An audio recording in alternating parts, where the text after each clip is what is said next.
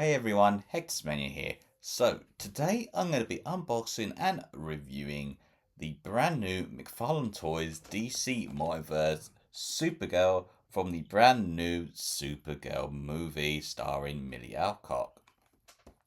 So this is the packaging where we can see we have the nice window display showcasing the figure along with the accessories. We do have the Supergirl logo on the bottom here, followed by the DC Multiverse. On the side here, we can see we get both the name of the figure and obviously Supergirl movie along with the logo on top. On the other side, we just get the nice little slip for the window once again, and along with the DC Multiverse. We can see that this is for ages 12 plus and it does offer 22 points of articulation. On the back here, we get this really cool image of Supergirl wielding her sword. So here's the top and here's the bottom. So without further ado, let's get straight into it and crack her open. So like always, I undo all the sellotape just before I start my recordings, just then that way it's a lot easier. But as you can see, we can just get the figure out like so. And obviously we do get this nice cardboard background. Now I'm going to try and save this the best I can because I really do like this. This is a nice backdrop. We can see we get the card and the display stand underneath. So that is about it. So let's put this back into place and there we go. Here is everything out of the box. So we can see we get the standard figure here and we get a bunch of accessories. Small accessories, but they're pretty decent. So we can see here we get multiple pairs of hands. So we get the following. We get the pointy finger. We get an open, relaxed hand. We get a fisted and also we get a grabbing hand. Now we do get two face sculpts which we can swap in and out. So we can see this one here where we can see a bit of her teeth. And we get a sort of a nice greenish face. So that's about it for the accessories. We can see we do get the trading card along on the back here. Instead of a data file, we do get the actual poster. And finally, last but not least, with all figures, we do in fact get the traditional display base, which has the peg and the new DC logo in white. Taking a look at Supergirl now, I gotta say that Mcfarlane have done a really good job. So I like the sculpt for her suit. We can see the top half is more or less the same as Superman's and we do get the same textures. We even get the same design logo for her House of L on her chest here.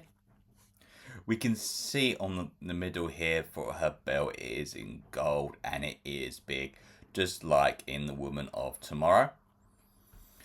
We can see she is wearing her skirt piece here, which does have some creases nicely sculpted into. Moving along here, we can see we have her thighs nicely exposed. We even get the famous red boots, and we can see on the top and bottom we do get this nice gold bands running through, and even the bottom of her boots there, as you can see. Looking at her cape now, it is plastic and rubbery, so there's no soft goods, which is alright actually because it does work in its favour. If we pull back the hair, we can see the House of Hell crest on the top and it is in gold. I do like the crease effects that have been sculpted into the actual cape. I think that's nice. Last but not least, we can see Her hair has been nicely sculpted with the hairlines, and we can see it's all blonde. We even get this nice little detail on the top here for her roots, which is brown. The face sculpt looks actually pretty good. I like this more than the deluxe version. And we can see the little grin smirk here. And we even get the eye pupils and even nose. Alright, so for the articulation, her head can move left and right. If it wasn't for this hair piece, you can do the full 360, but you can also take the hair piece off and you can rotate that if you want to. Her arms can go into the T-pose as we can see here. We do have a nice swivel here for her elbow thighs, but mine's a little bit stiff, but you can rotate it all the way around.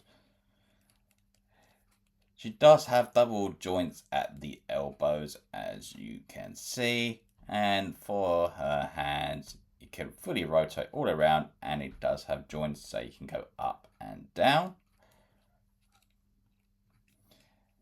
Her waist, I think it can go up like so, and it can go down. It can rock side to side, and it can look left and right. She can do the split, and that is thanks to this little seam joint here on her skirt piece, which does extend so we can get her into this sort of pose. Her feet can go out just a little bit. It does have double joints at the knees, as you can see, and her feet can do the full rotation, go up and down, and obviously does sort of have ankle pivot. Now, to swap out the headpiece, it is very easy. So all you gotta do really is just take the hairpiece off like so, and then you can take the head off, which is like so, which will reveal the blue ball joint here. And then you just take the one you want to use, hold the figure down, and it should go in more or less like so, which you can see here. And then you just take the hairpiece once again, and it should slot in like that. And that's about it.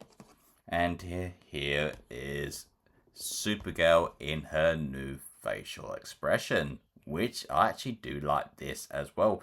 So we do get two very nicely head sculpts. As you can see here, I have in fact changed the hands out. So I've got her in her other expressions, which is the open relax and the pointy finger.